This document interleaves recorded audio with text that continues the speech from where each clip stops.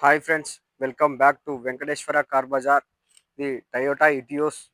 ఇది diesel version vehicle. మన 2019 vehicle, 20 registration.